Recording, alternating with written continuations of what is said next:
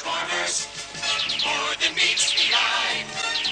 Autobots wage their battle to destroy the evil forces of the...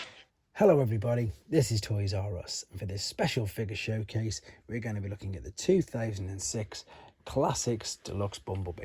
So what we're going to do this video, we're going to have a detailed look at him in both of his modes to help you decide how you want to display him. We're going to do some comparisons with him and some of the other Bumblebee figures that have been released down the Generations toy line. We're going to have a look at the one inside the packaging as well. And then we're also going to have a look how his brilliant Wave Crusher little accessory doubles up to be a jetpack, and again is a brilliant homage to the Generation 1 Action Master figure.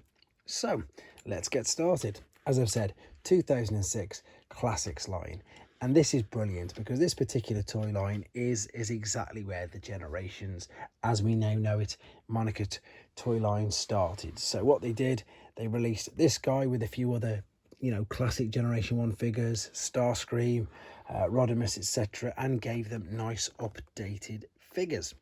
The packaging is brilliant. You've got the figures in their alternate mode, and of course there's his accessory. Lovely picture there of the head of the robot mode.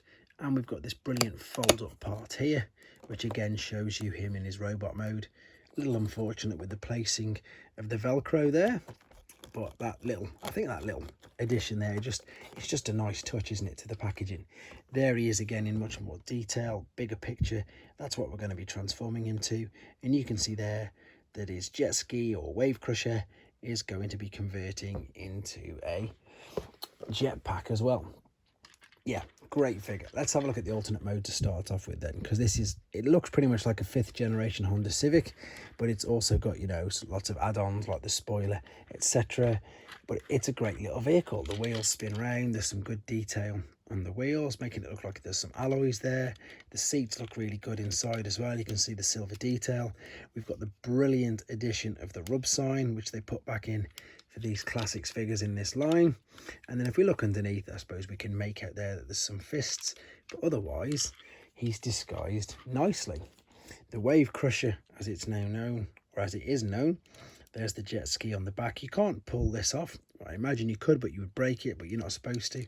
And again, there's a good bit of detail there in the wheels, and you might be able to tell that it'll split in two by the line down the middle, but otherwise it rests lovely on the back there.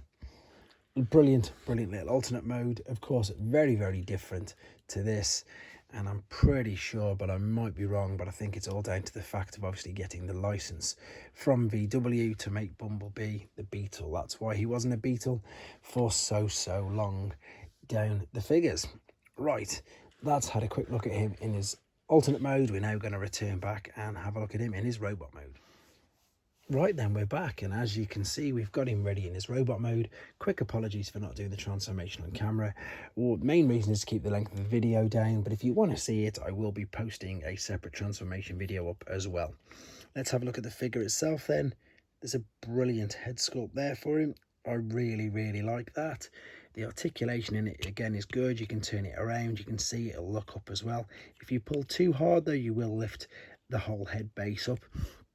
So you don't really need to. Arms, you can see just through there that it is a ball and socket joint. You've got all that rotation. You haven't got a waist swivel because of how it's all connected up, but again the legs will move at the hips, etc., in the knees. It just looks really good. It's a really good take on him. Again, you can see you've got the doors on the back of the forearms. Interesting thing, he does obviously have the holes in his hands, which you'd expect, but he doesn't carry anything or have any weapons at all. All he has is this. As I say, this is the Wave Crusher, and then what we're going to do with this, I'll show you the transformation purpose. For this, we're going to fold this right out and then bring these up just out of the way for now. And what you can see here, this will separate ever so slightly, and there's a tab there. So what we're going to do now, we're going to slot this down the back. There we go. And there's a little slit there, and that will clip in. Now we can just bring this down, turn these over like so, and there we have him with his jetpack little booster on. Again, brilliant. And for those of you who are unaware, or for those of you, as I say, didn't know what the Action Master version of him was like, this is it. This is one of the last, well, this is the last version of Bumblebee in the Generation 1 continuity.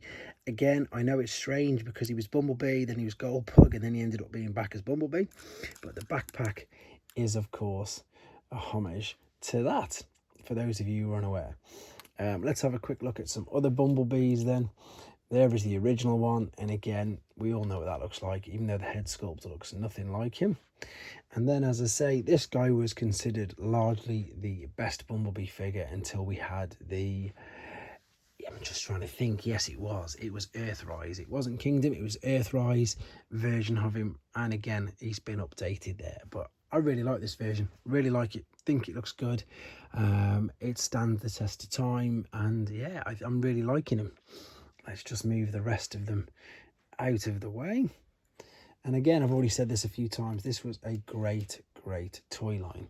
Ironically enough, and just before I wrap the video up, it has been said, and I'll leave this thought with you, that they're saying here that basically when the robot mode of him and the way that he looks with this and with this is they're saying that his robot mode is designed to look like a typical teenager dressed in a hoodie with big pockets and wearing chunky big trainers.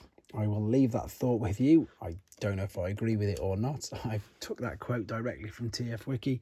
But there you go. I just wanted to share him with you again. So for those of you who had him as a child, hope it brought back some nice memories. For those of you who've never seen him before, you may have actually seen, just quickly before we wrap it up, this version of him, the Reveal the Shield version. It is just a straight up redeco, but what they've done is they've used more of the movie accurate colour scheme on him, so you may have only seen him in that way. And again, most people may have only seen him as part of the movie figures, so here's an opportunity for you to see him as he originally was way before then. So there you go, guys. Hope you enjoyed looking at him, and take care. Thanks for watching.